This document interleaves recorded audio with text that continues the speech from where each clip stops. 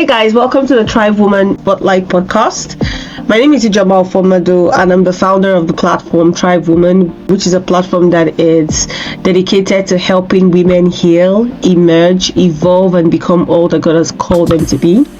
Our singular work is to partner with you and the Word of God and make sure that everything that God has put on your inside comes to fruition.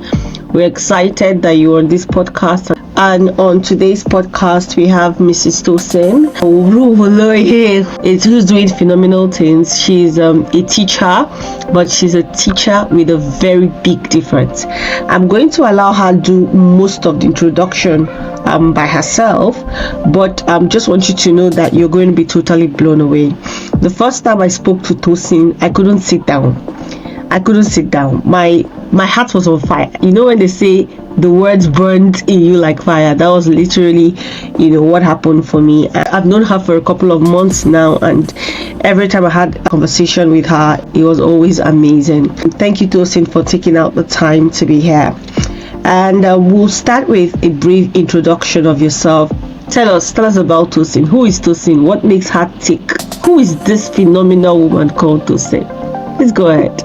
It's such an honor to be here. Thank you for inviting me, Thrivewoman. I'm so happy to be here. My name is Tosin Aroloye. I am a lot of things, but the one thing that can summarize Tosin is a lady who just wants to make change and just want to make impact, in everybody's life. And so I'm a teacher. I'm a full-time teacher, and I also train teachers as well. Sometimes I also double as a project manager, as the case may be. So I have a lot of hats that I wear.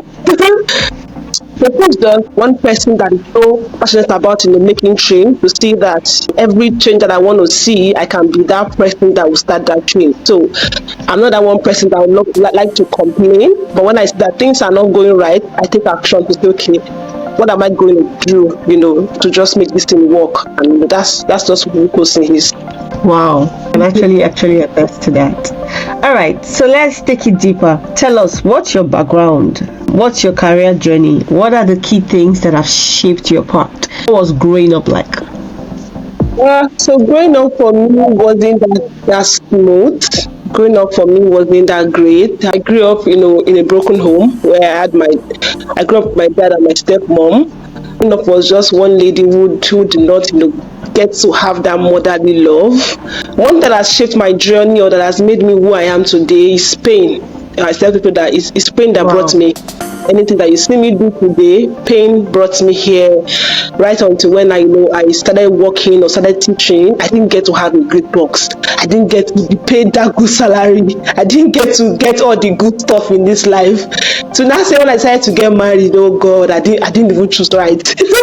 So all of those things shaped me to who I am today. Yeah, so I think pain brought me here. Just knowing that, even when I failed, I did not condemn myself. I just felt, don't worry, you can make something out of your life. That even people like, are you sure you went through this? I'm like, no, it's fine. That's how we do. Yeah. So basically, yeah, I didn't have a very nice background or nice growing up. It wasn't that really rosy, but yeah. And when I look back, I just want to say what I just had to go through all of those pain. Yeah.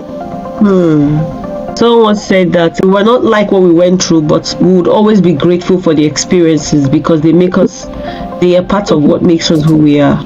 Do you want to share just a little bit, as much as you're comfortable, about the pain of growing up in the family, broken family as you describe it, and your marriage, as much as you're comfortable? Growing up in a home where it was just you, your siblings, and your dad, and your stepmom and your siblings, it wasn't that great because it wasn't like we had that didn't have so much, and it had to be that there's that feeling of you wanting to just have your mom around. Even though my stepmom was also a great woman, but then you can't always compare who is your mother to somebody who is, One I can say, but that I had a great father who was always, to some extent, wanting to show us love, but it wasn't that really there to say, oh, maybe if I had my mom around, it would have been better, right? Yeah. So it was back and forth. It wasn't that great. Trying to go to school. My mom left when we were very young, and then she came back when we were I think I think I was it 16, 17 when she came back. And when she came back, we were staying in Ondo State, and then my mom was staying in Accra, was staying in Lagos. So when she came, it felt like, oh, Lagos is that America that everybody talked about. Yeah, somebody is coming from Lagos. Oh my God. And so beyond all that we have heard, how she left us, we just wanted to go to Lagos. We wanted to go to Lagos. We left my dad that has been with us for how many years, that's one Lagos person. So we went to Lagos. It was my sister that went first. Then after she went, it was me that went, and it was back and forth. And I started, when I got there, I started to see how to make ends meet. Went back to school. Had to, it wasn't that she had that great job, so I had to be the one that was going to school to sponsor ourselves.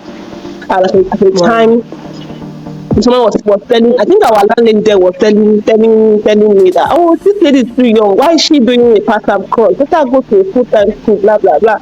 And that was I went to I was already in 12 levels at that time. I had to go back to start again from year one in a full-time school. I had to go to college.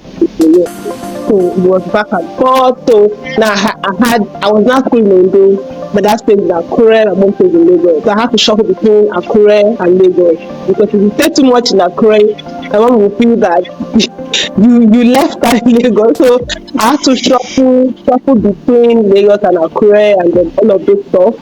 And it wasn't great. It wasn't so beautiful living that life, because I think that phase that she went through, she legit passed a different on us, the children. To say, yeah.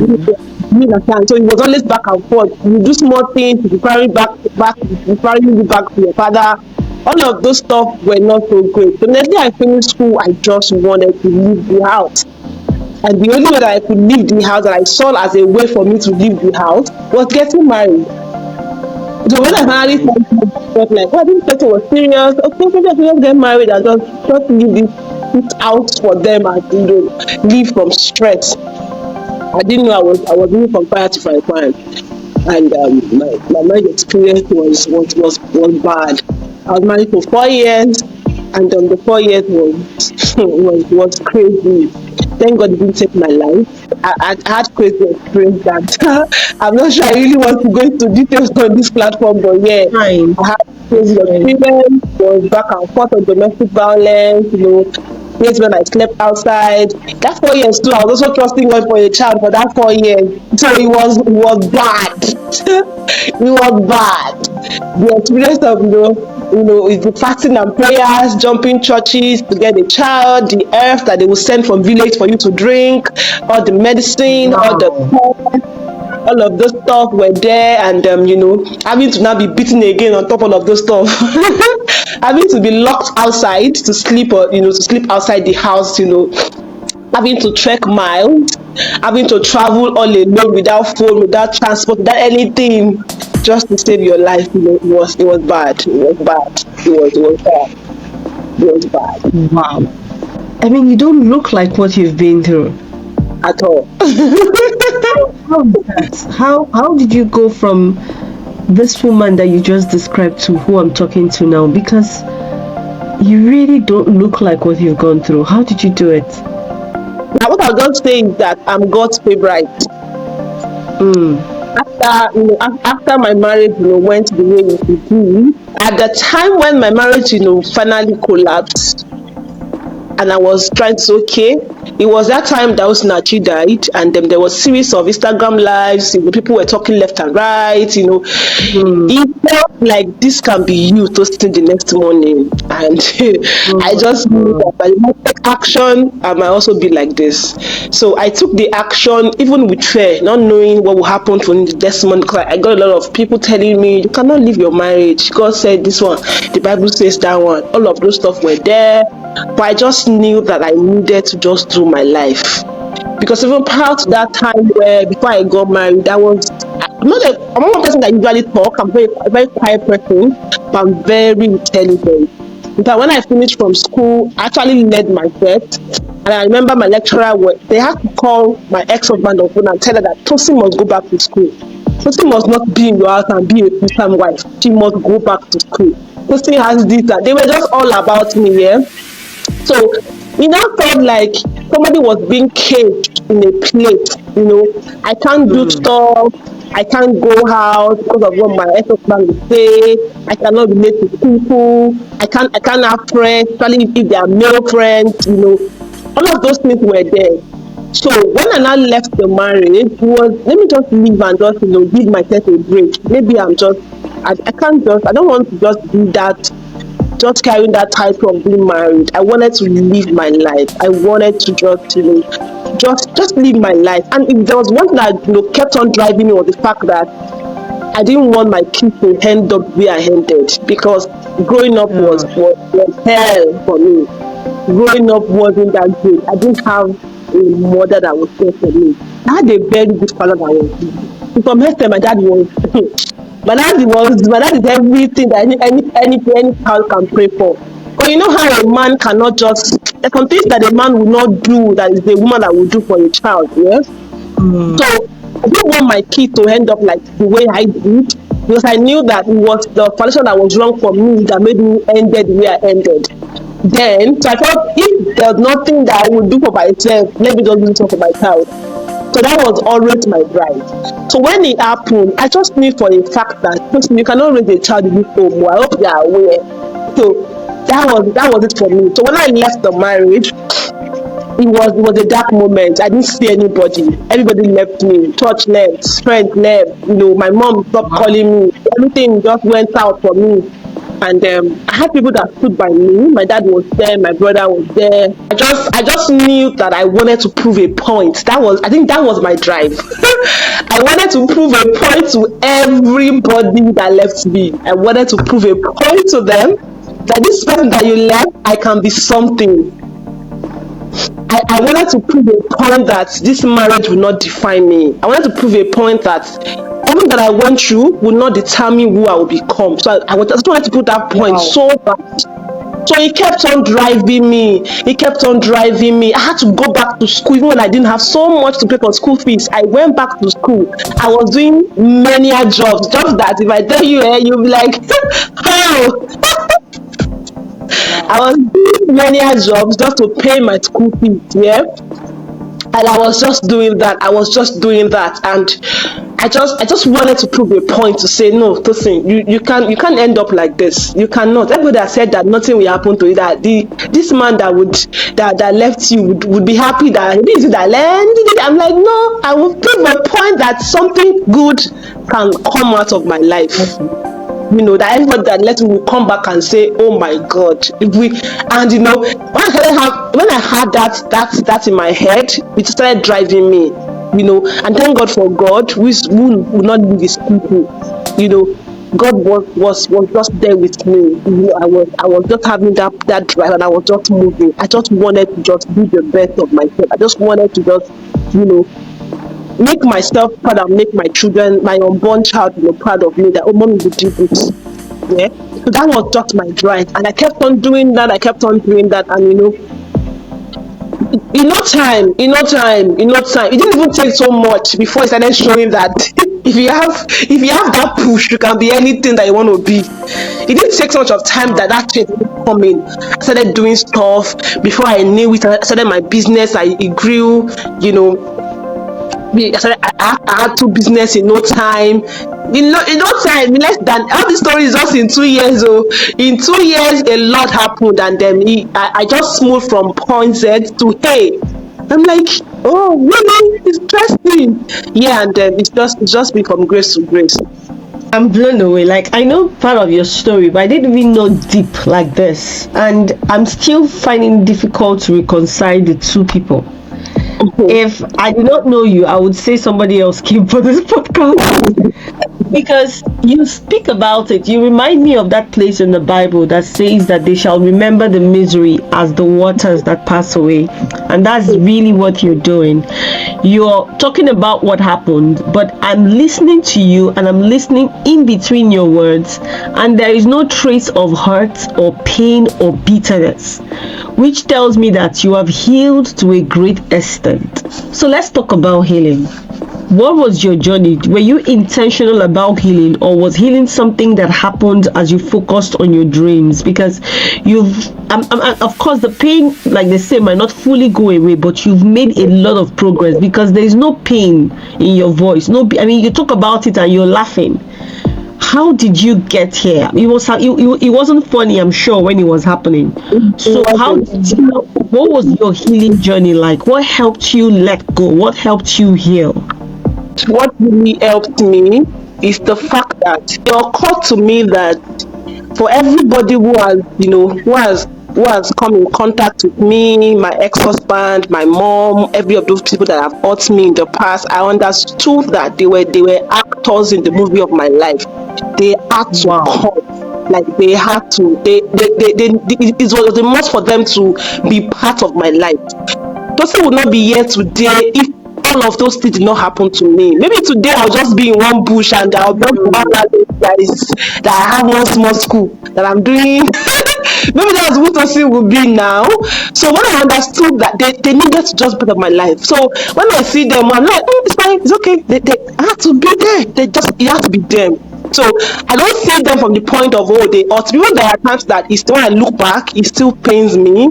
I wasted years of my life. Yeah, I felt betrayed. I felt all of those things are there, but I see from the point of it needed like I had to go through that path. I had to go through that faith because it was that faith that shaped me to who I am today. And the way I see life, the way I do things, my kind of experience that I've built in my small, I'm just 29 years, I'll be 30 next year.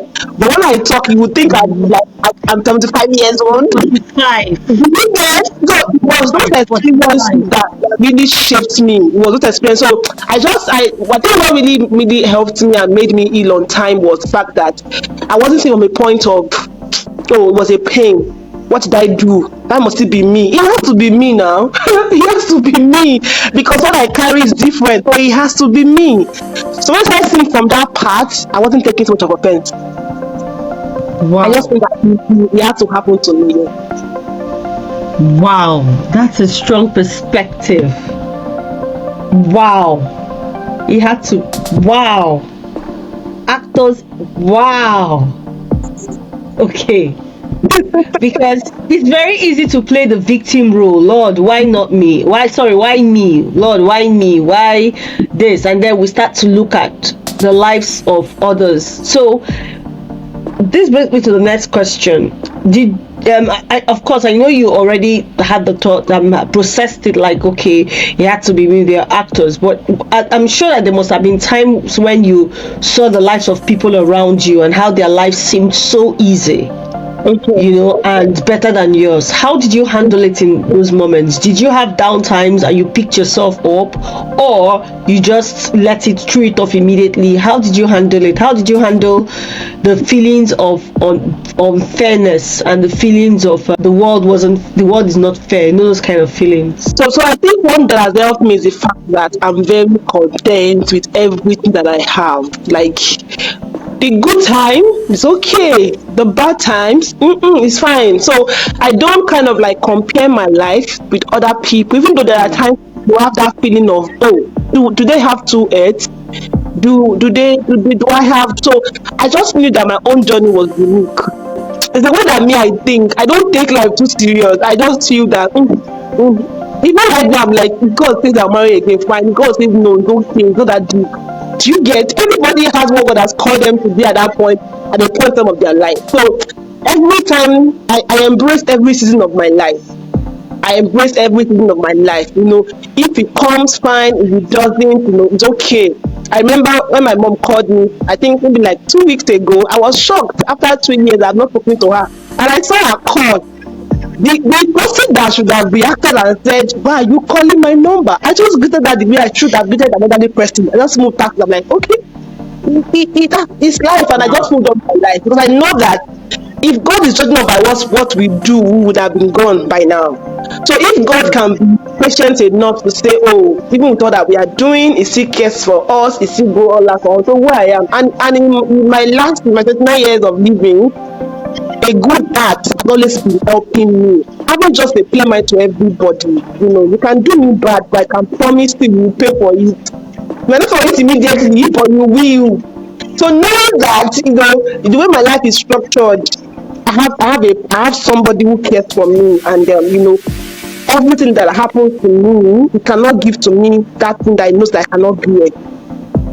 So I just embrace to say, yeah, okay, if things happen to me, it's for a reason. I try to think, okay, why is this thing happening to me at this point in time of my life?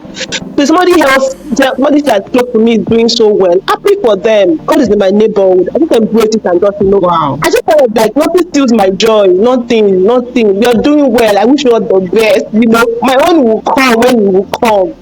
So understanding that has really helped me to maintain my joy and keep my joy from distractions and all of those things that I see around. Because I know that where I used to be is not where I am. So I'm grateful for every step of my life. And the God that has brought you thus far will take you far. Wow. Okay, this is great. All right. I mean, we could stay a little bit around there, but let's move on. Let's move on to the phenomenal things that you've been doing. And guys, if you're watching this, Tosin has an amazing platform that I actually use, and it is going to be very helpful to you if you're in diaspora.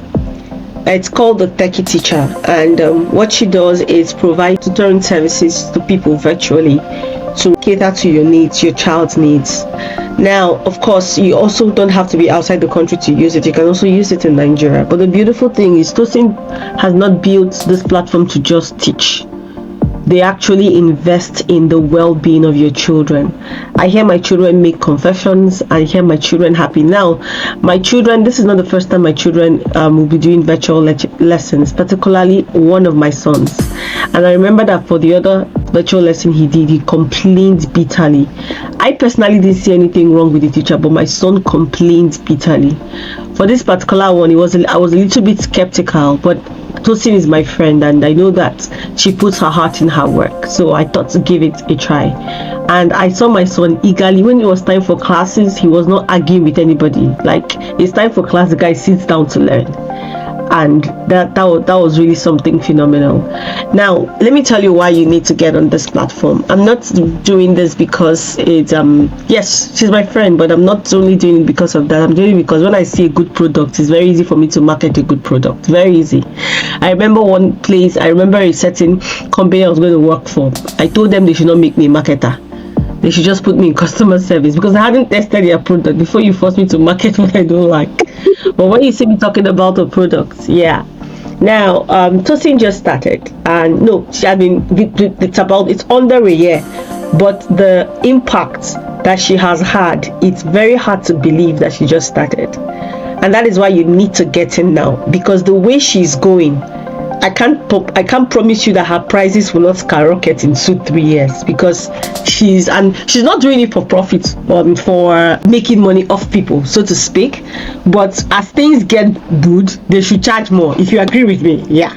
So get in now, because you're going to be one of the first batch of people, at least in the first year. Taste it, see how it's working, and maybe Tosin will give all of us concessions that she has found.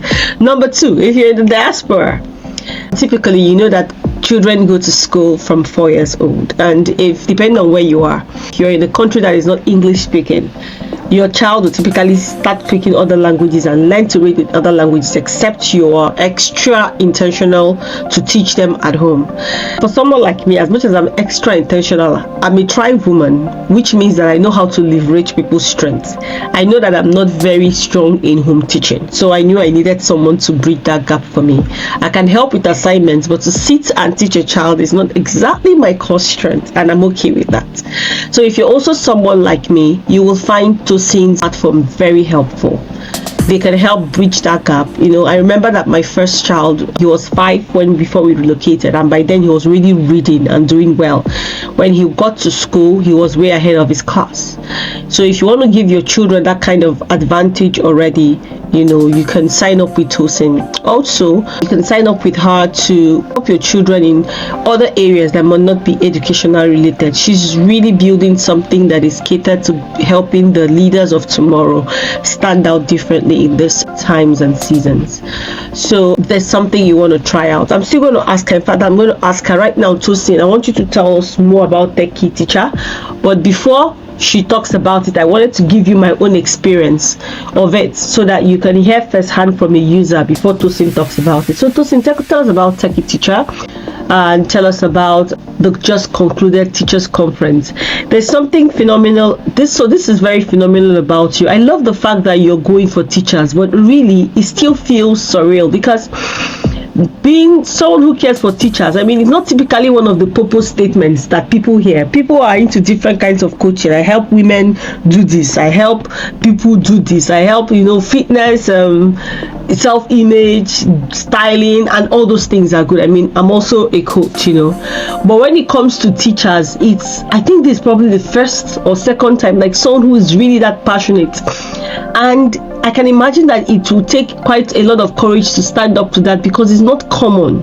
I mean, I'm very proud of you for doing that. It's just not common. So you're essentially being a trailblazer and a pioneer. So tell us about Techie Teacher. Tell us about the conference that you just concluded and the global teacher and what it's like for you, how you are running it, what your dreams are for it. Okay, thank you so much. Thank you. So for the Techie Teacher Academy, so what we do is to connect, parents with competent teachers. And so for me, or for what I'm building beyond just academics. I understand the fact that, what the goal of the brand is to partner with parents. I understand the fact that it takes a village to raise a child. So we see there are times that the arms will fail in some areas. So it would be good if we have school, which is the teacher, standing in that gap. We also have the community. So that's what we are doing at the teacher to say that, okay, we can partner with parents to help their kids and to help them raise awesome children. So beyond just doing the math and English, we also want to raise kids that are confident and they are smart. That's that culture we are building at the brand is not just about book, math and English. Even though we do that, we just kind of see a way to also infuse things that will also help us achieve that goal that we have set for the brand. So we're seeing a way that we have kids who are not just sound in their studies, but can also be confident. They are also sound financially. So we have created a lot of courses that maybe I'll be sharing after now with you. In fact, we're starting a parents community this month by God's grace, where we have trainings that were set for parents. Because it's easy for you to say a child should go and do that, and their parents are not involved. And you cannot do it alone because it has to be a partnership. We have to partner together. So we're trying to say that we can both together raise these amazing kids, because we cannot have a better nation if the family is not doing well. We cannot just we are complaining that this they grow up from a family and who failed. So we're trying to just stand in gap for that, okay, as we proceed in the future, we have kids that can also arise and be change makers. So yeah, this is what we are doing at the Techie Teacher Academy. And for the Global Educators Tribe, that community is a community that I started just to share my journey, because like I said, I'm a teacher and I didn't have a great experience as a teacher. God, sometimes I wonder, why did I go to other career? Why this particular profession?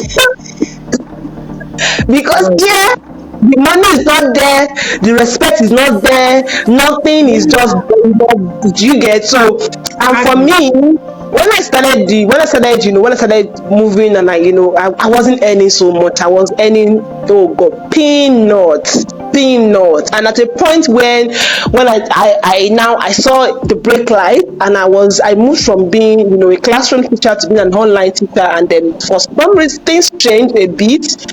And when things changed, I just wanted to see other teachers also grow like me.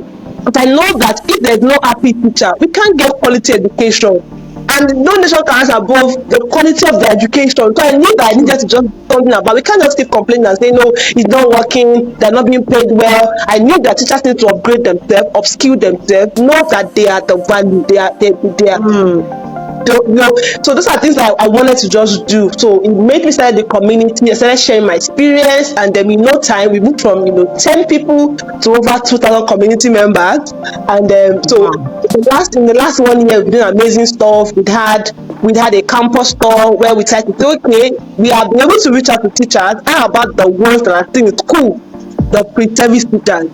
So, and I know for a fact that these are the people that are being, because we knew that the problem was people that were in the space were not trained. So, and I did an experiment to see that even the ones that are not in school, that are not being trained, do not want to come into the space. So there is a problem. We needed to do something. We started a campus store thing where we go to schools to go and talk to students. So we had one last year where we had over 700 people in attendance. And we had our hangouts, we had vacation for teachers, and so this year we said, okay, how about we have a conference where we have teachers come together, talk to them about their health, about their finance, just to look out for them and do something. And for me, it wasn't just a regular conference; it was an experience, like down from how they were welcome to the hall, to how they sat down, to every gift that was given that day. It was created with love. Because I used to go for conferences outside education, and I see how these conferences are done. I see how they are, even when they are free and they are paid, I see how they do things different. When it comes to education, it's just done anyhow. It's just done, it's teachers. They just do it, and I said, this one, I'm going to do something different. And that's what I did, It was amazing. We had people in attendance. We had people come all over from Nigeria to the conference. And what that we are doing is to see that teachers' voices are heard, and they are being seen. They are being seen. Because it is this particular kind that has affected every other profession. There is no doctor without a teacher. There is no nurse without a teacher. There is no accountant without a teacher. So you will take trace it back to the teacher. So these people need to be looked out for, and every day our best sons are leaving. So if our best son leaves, what happens to my own child? I don't have a child yet. Who will teach my child if the good ones are going every day? So that was what our yeah. So how was it? How was the Global Teachers Conference? It was wow. It was wow. It was amazing. It was amazing. The feedback, everybody just knew that this is just the starting point. We're doing a lot of things. We're changing narrative. We're making it known that these people deserve the best. And so it was an amazing experience for the attendees, the guest speakers. It was amazing. It was amazing. Wow. I'm still also blown away. I just want to say thank you for the things that you're doing. Like you said, a nation cannot rise above the level of their education. And I'm not just happy that God called you to this, that you actually responded to it, because I can assure you there are a lot of people he called, but you responded to it. Thank you on behalf of all the teachers. Thank you for what you're doing for the teaching community, and by extension the Nigerian community, because a teacher is like a mother. When you impact a teacher, you impact generations. You do, because everyone that passes through her feels that effect. Thank you. Thank you so much. So we're going to start rounding up, and we just want to look at your key perspectives. What are your key perspectives on leadership, on life, and on success? What are the principles that hold you up? What are the things that drive you? What would you say is in your Tosin's book of conduct that has brought you thus far? There's one thing that I would say is excellence. I think most times people just they crave for success. They just want the best, but they're not putting in the work. I'm not saying be hard worker. I'm not saying that.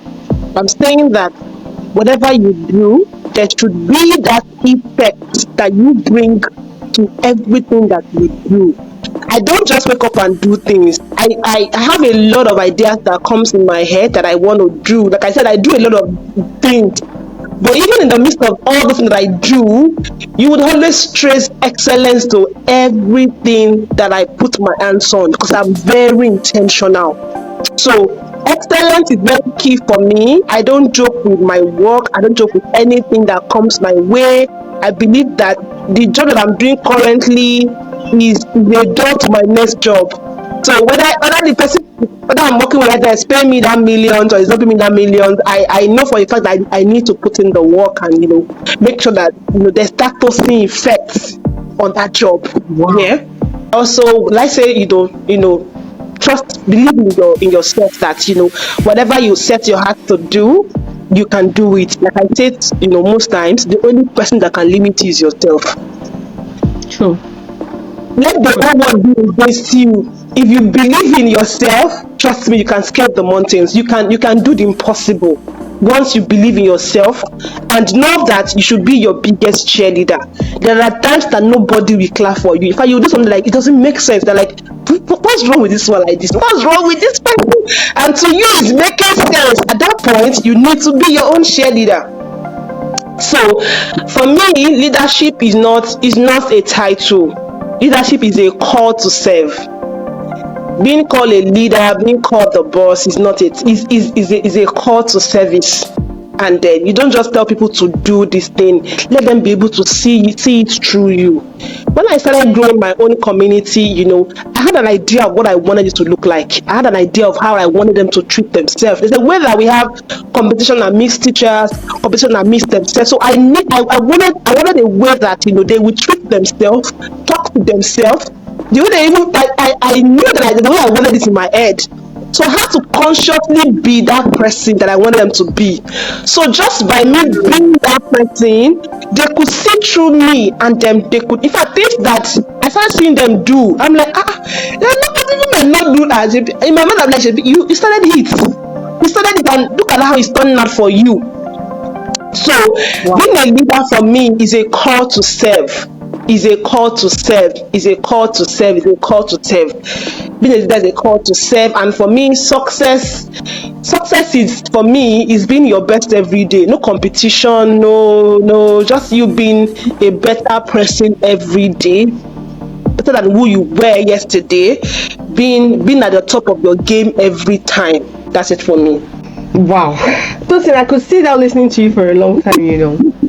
I know, right? I mean, it's because I'm doing a podcast. That's why I'm sitting. I would have stood up since. If not, you start hearing my voice from far away. All right, so we're going to round up now. I think we have one or two questions left. So far, we've talked about your journey, your growing up, and your marriage, and how you determined that your background will not put your back on the ground, and how you refuse to allow the challenges you faced define you, and how you accepted responsibility and pushed forward. And we've also learned about how you have allowed your personal code of conduct guide the way that you do stuff, and how you just literally picked yourself up from the ground. Now I know you, and I want to come to this part of the story, because it's very easy for someone to hear all this, and two stories can emerge. One person can say, oh, she's telling a lie, I've done all these things that she said, it did not work for me. And another person will be like, okay, if this is it, let me go and be strong. Let me, they say inspire to inspire. And they go out there, and then on the third day they are lost out of steam. So let's bring in the full picture. Tell us about your relationship with God. Tell us about how the journey has been and the role that He's played. I can put this question directly to you because I know you. So what has the role been, and how would you say your relationship with God has really impacted your journey? Okay. So talking about God, I would say that for me, I'm not a churchy person. I used to be a churchy person, but right now I just live my life, every day the way I just want it to be. So I would not say that God did not play a part in my life. But I would say that I'm a liar, because there are times that everything you see me do is inspired by God.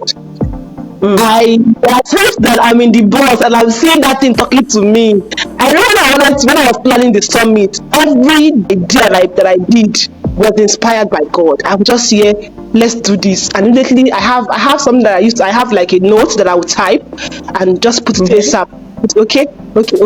So God has just been there are times that I didn't have that person that would be putting and say, Tosin, sorry, don't cry. Sorry, to get better. It's gonna be fine. I didn't have all of those things. Nobody motivated me. I didn't have those motivation around me. But I had a God that stood by me in the tough time, the good time. I had that voice that was talking to me every time. Even when I felt like it was over. Even when it felt like, why will you even do this? When everybody was condemning me, I had a voice that was always consoling me. I remember I was coming from my court session that I had to when I was processing my divorce case, and I was coming from Accra to Lagos. Everything was just obvious that God was just with me. It was down to how the case went. You know how people's divorce case can take forever. My own took 2 months.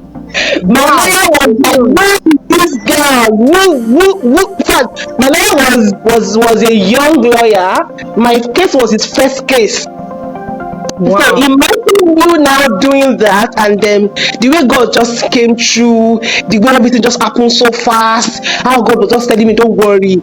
If people might say that, God don't like divorce, but it doesn't hate the divorcee. I love you irrespective of whether you're married before you are not divorced. I love you the way you are. I had that voice that kept on, pushing me, that kept on driving me, that kept on inspiring me to be the best of myself every day. I hear that still voice in my ear almost every now and then. There are times that I just be smiling as if somebody's posting me. That was always there for me. So you cannot separate my journey, from God. God was just at the center of my life. When I left my marriage, God gave me a new name, and He gave me Tosin. God now names me again. Oluwayanmife. Oluwayanmife means God chose me.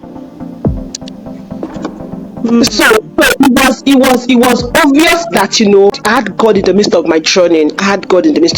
God was just there with me. It was like there was no time that He had failed me. Even when I was when I overthinked on things and said things will not happen, He will shall come true. Let's come true and say, I got you, this girl, don't worry, I got you. And you can't separate Tosin from God. God has been the center of my journey.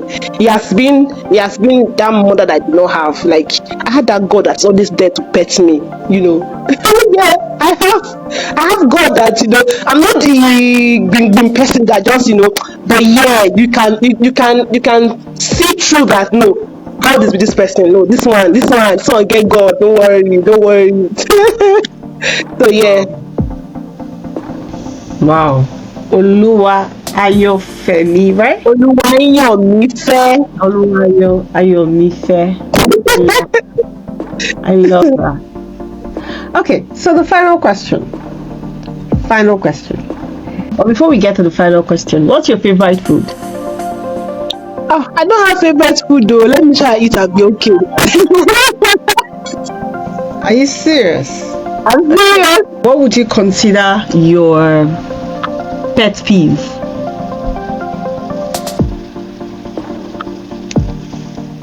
Are you coming? Your pet peeve? Like the thing that easily irritates you. I don't like incompetence. God. Oh my God. I don't like. I sincerely, I have a kind of. I don't like nonsense. Let me just put it that way. You can't just be doing that. You can't do it around me. You can't just when you see me do my coaching, the way I talk, the way you just know that I just have zero part. Like, I don't want it around me. I don't like. I legit don't want it around me. So I don't like when people. I don't like incompetence. I don't like. No. I don't have no. I don't. I'm already feeling it from here. All right, so on to the last question. What is your advice for someone who has had a background similar to yours, or maybe not even similar, but feels drawn back by a pain from the past? I would say that, life will not give to you what you want. You have to demand from life what you want. Life will not always be okay. You didn't get to have that rich father. It's okay. You didn't get to have that good husband. It's fine. But you are the driver of your life. You are the only person that can determine how you want your life to go. It has happened to you.